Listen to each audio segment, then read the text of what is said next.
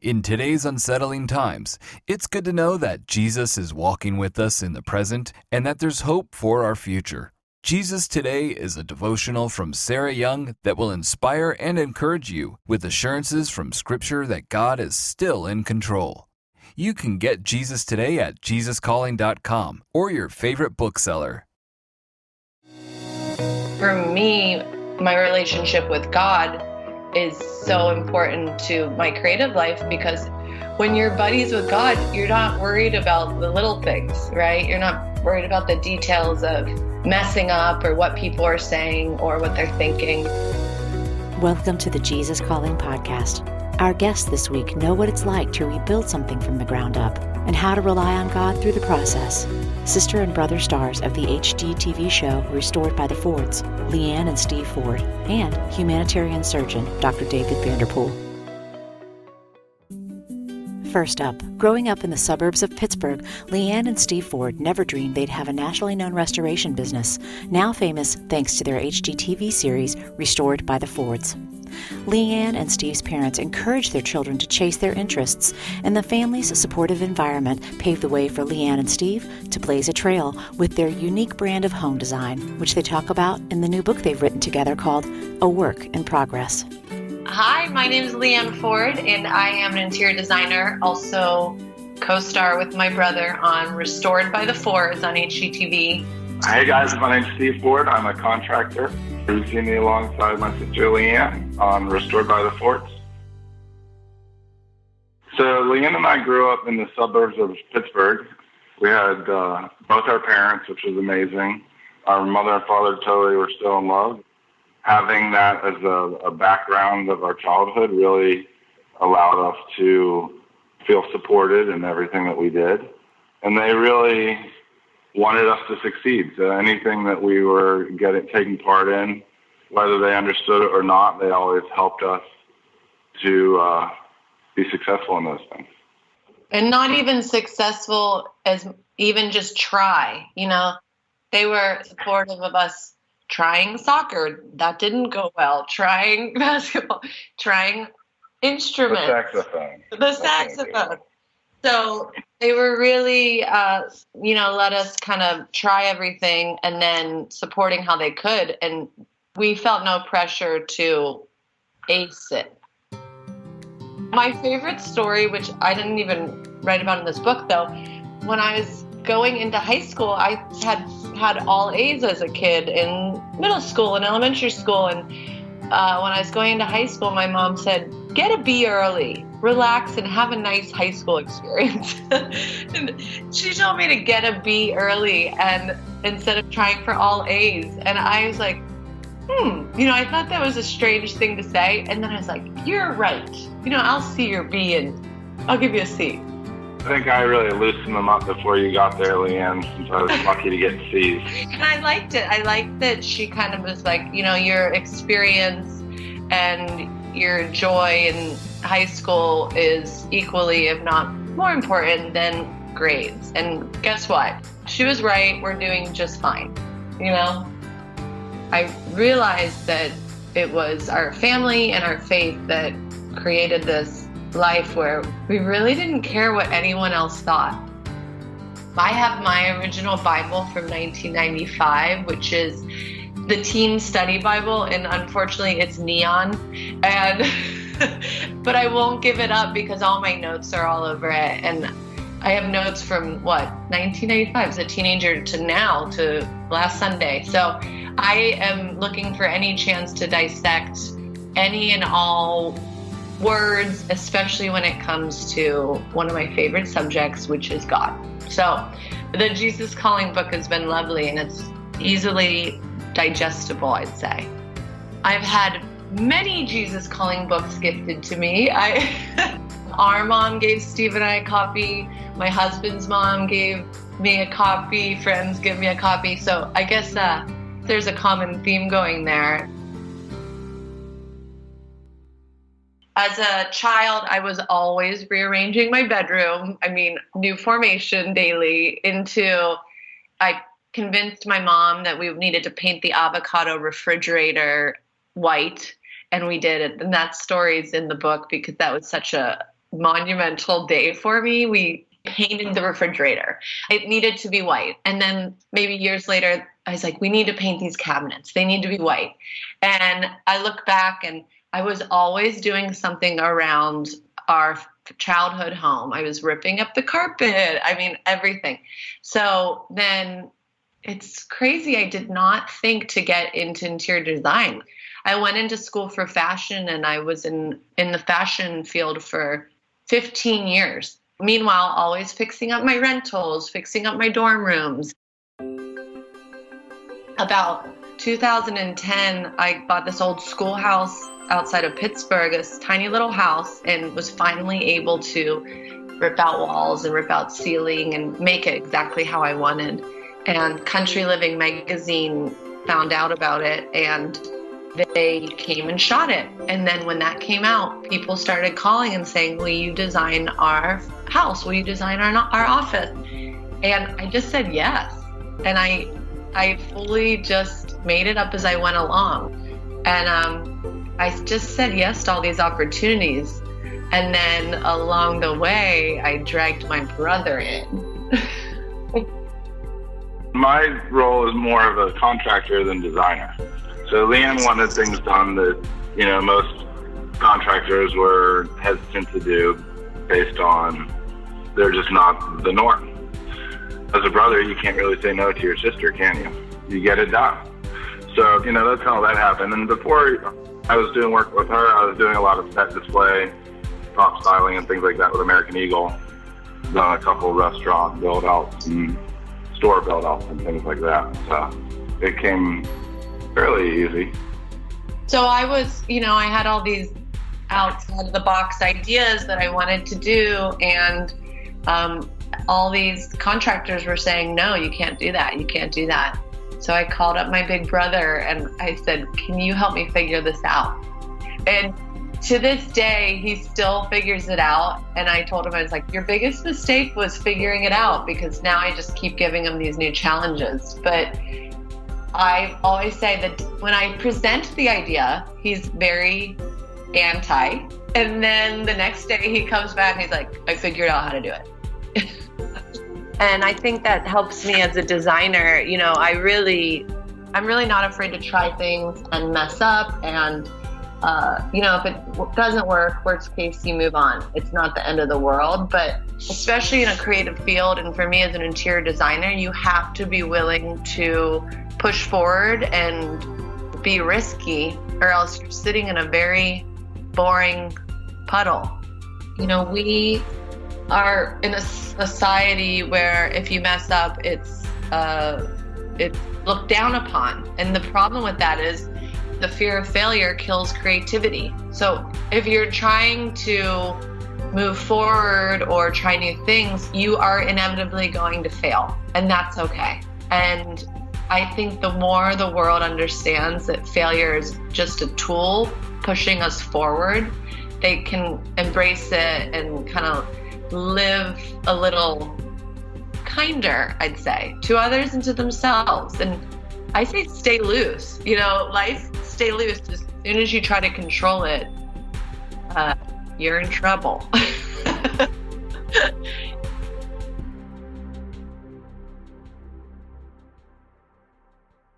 A friend of mine, Peter Barbie, was kind of watching what we were doing in the schoolhouse and told his friend, who happened to be looking for new talent for HGTV, about it. I mean, it was just a total off-the-cuff conversation.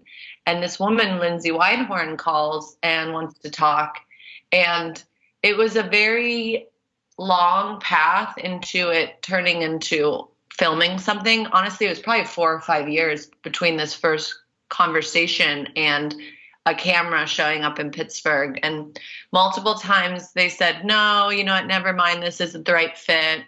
And one time, for better or for worse, I told him, I work with my brother. Let me know if you guys want to show that. They loved it. And here we are. So it was about 5 years, I'd say, before. And they kept on. I said, I'm here. We're here when you're ready. This is what we do for a living. We're not going anywhere.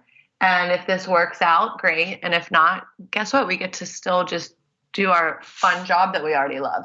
So looking back, I'm thankful that I wasn't stressed about this has to happen. This has to happen now. And the reality is I had 5 more years to hone my craft. I mean, I was really new to design with that schoolhouse project. So for 5 years, I was able to do what I do for a living and get better at it and try new things and make a name for myself outside of the TV show. So it turned into a really important blessing, to have that time. My favorite thing about what I do is inspiring people to love their homes and to create a life that they love. So it's really a lot bigger than just design, especially with this television show. The opportunity is there to inspire people to think differently and to not be afraid to be different than your neighbors and forget what the Joneses say and, do what you love in your home, because I really believe that when you love your home, it translates into the rest of your life. It's down to when your house is clean, you feel better, right? So I want more people to be proud of where they live, and it has nothing to do with price point. It can be low or high budget. It's irrelevant to really having a home that is beautiful, that you're happy to be in. Yeah, I mean, for me, it's impactful to have a place that you're happy to go home to, a place you're happy to wake up in. And entertaining has always been something I like to have a space I can bring my friends over and be proud of. And even when I had a rental space, I had Leanne come over and design my rental space, and that made me feel so much happier to be in that space that I didn't own, that now felt like it was mine. And now owning my first home and having it exactly like I wanted, every day I wake up happier than the day before. It's nice to be able to do that for a client too. A client, we go into their house and it's not exactly what they wanted. This is their opportunity to make it exactly how they want, and we get to help them with that, and it's pretty special. The ability to bring joy and happiness to people, whether it be a giggle or a laugh or a house they're proud of or an idea that gets them inspired. What an awesome gift that we're able to do that. To find out when Restored by the Fords airs on HGTV, check your local listings. And you can get Steve and Leanne's book, Work in Progress, everywhere books are sold. We'll be right back with more of the Jesus Calling podcast with our next guest, humanitarian and surgeon, Dr. David Vanderpool, after this brief message. Need a last-minute gift for mom, grandmother, sister, or wife for Mother's Day? Or really, any time of the year? Jesus Calling has a new edition that's perfect for a woman's way of life. This cloth-bound edition features beautiful foil inlay and a lovely botanical design, a gift that celebrates the special women in your life every day, bringing them closer to God through prayer and devotion. Jesus Calling, the new Botanical edition, is available at JesusCalling.com or wherever books are sold. Dr. David Vanderpool has chosen a life of radical service, giving up the comfortable life he used to know. Growing up in a family blessed with faith and security, Dr. Vanderpool had a strong desire, even at a young age, to help others who didn't have the same blessings he did. In 2005, he and his wife, Lori, created a medical disaster relief organization called Live Beyond that serves 14 countries worldwide today. And 6 years ago, the Vanderpools sold everything they had and moved down to Haiti following a massive earthquake so they could help rebuild the physical and spiritual needs of the world's most vulnerable people who call this country home. Well, I'm David Vanderpool, and I'm a trauma surgeon by training. We started a medical disaster relief organization in 2005 and have been in 14 different countries working there, now most recently in Haiti, where we live full-time, providing healthcare, clean water, and nutritional support to the people around us. Growing up, I had the best of everything. My dad is a surgeon, and we're generations from Dallas, Texas. My parents are wonderful leaders in the church, and they passed that on to me. The schools that I went to were the very top schools. And, I really wondered growing up, why? Why was I so blessed in every way? And I think that people either embrace that for themselves or maybe try to find a way to use that preparation for other people. And that's sort of the realm that I fell into. I felt like that this was not for me, that this was for me to use for the kingdom of God. I was about 15 years old, and we were visiting Nazareth in Israel, and I was speaking with a girl who was about my age, and she was very bright. She had taught herself English, and we were talking together, and she asked me what I wanted to be, when I grew up. And I said, well, I guess I'll be a doctor. I guess I'll be a surgeon, sort of flippantly, really.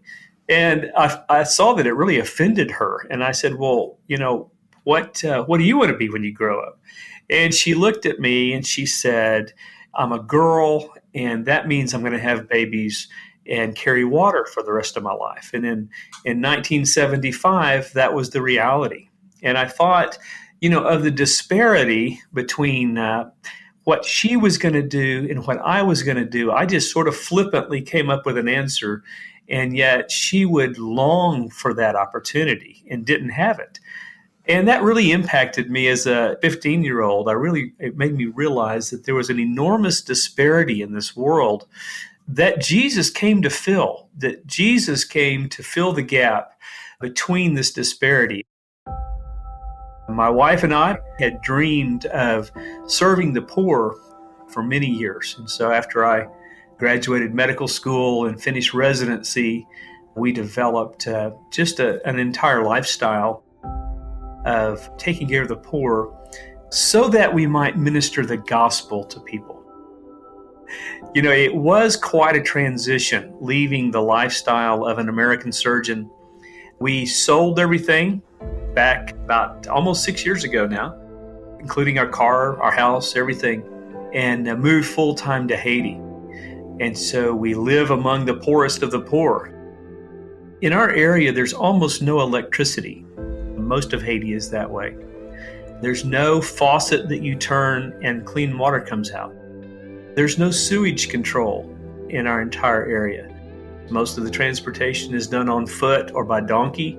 About half of the children in our area are malnourished. Many of the pregnant ladies in our area are malnourished, and they just are struggling to survive.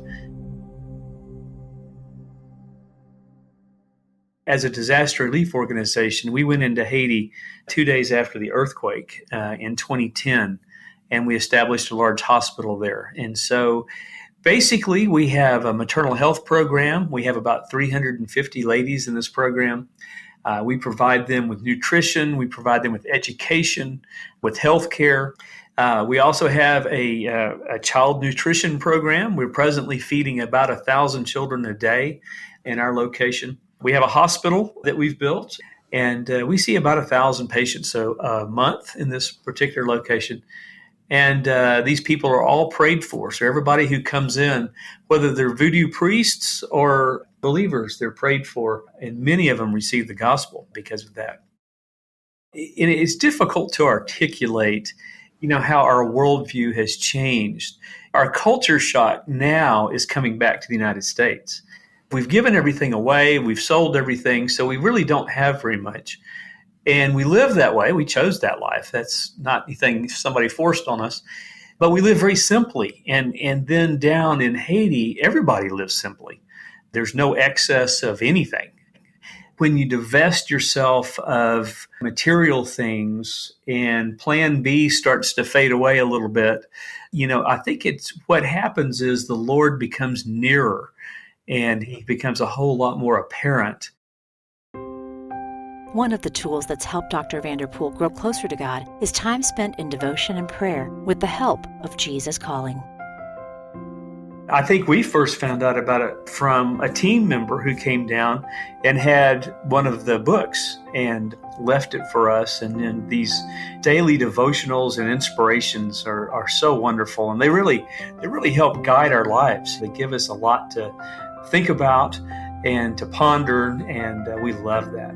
So this is Jesus Calling from December 12th, and it says, I am taking care of you. Feel the warmth and security of being enveloped in my loving presence. Every detail of your life is under my control. Moreover, everything fits into a pattern for good to those who love me and are called according to my design and purpose. Because the world is in an abnormal fallen condition, people tend to think that chance governs the universe. Events may seem to occur randomly, with little or no meaning. People who view the world this way have overlooked one basic fact: the limitations of human understanding. What you know of the world you inhabit only the tip of the iceberg. Submerged beneath the surface of the visible world are mysteries too vast for you to comprehend. If you could only see how close I am to you and how constantly I work on your behalf, you would never again doubt that I am wonderfully caring for you. This is why you must live by faith, not by sight, trusting in my mystery's majestic presence.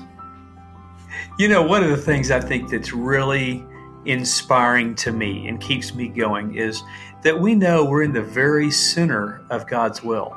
You know, this is exactly where He wants us to be. And there's nothing that is more gratifying or supporting than knowing that you're walking exactly where God wants you to walk. To learn how you can help Dr. Vanderpool's organization and to read his book called Live Beyond, please visit livebeyond.org. If you'd like to hear more stories about others who have built beautiful things on a foundation of faith, check out our interview with philanthropist Melinda Gates.